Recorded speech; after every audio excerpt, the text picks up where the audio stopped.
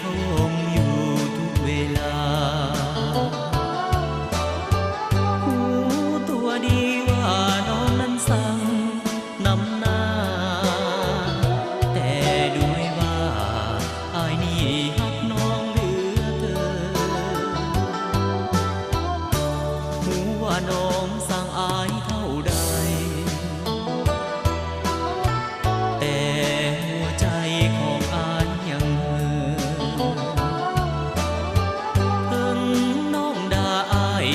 สุขใจเหลือเกินเพิ่งน้องเมิน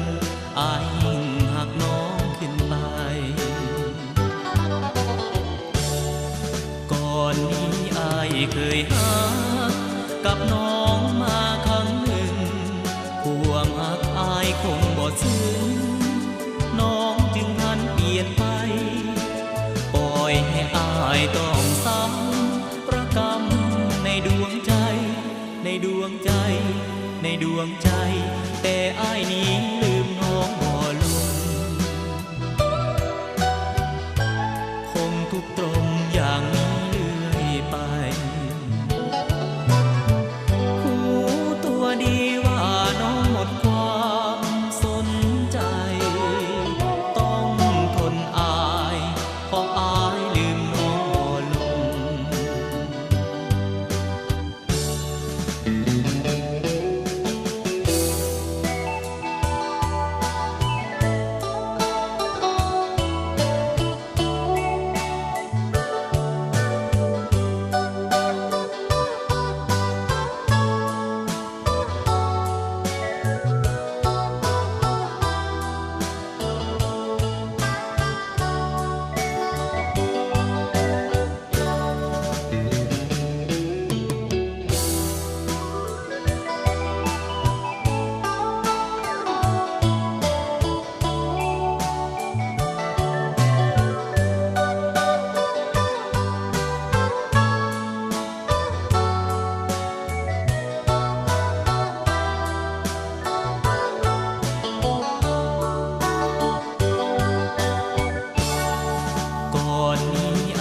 เคยหั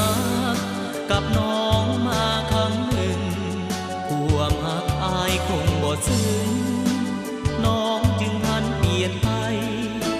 ปล่อยให้อายต้องซ้ำประกำในดวงใจในดวงใจในดวงใจแต่อายนี้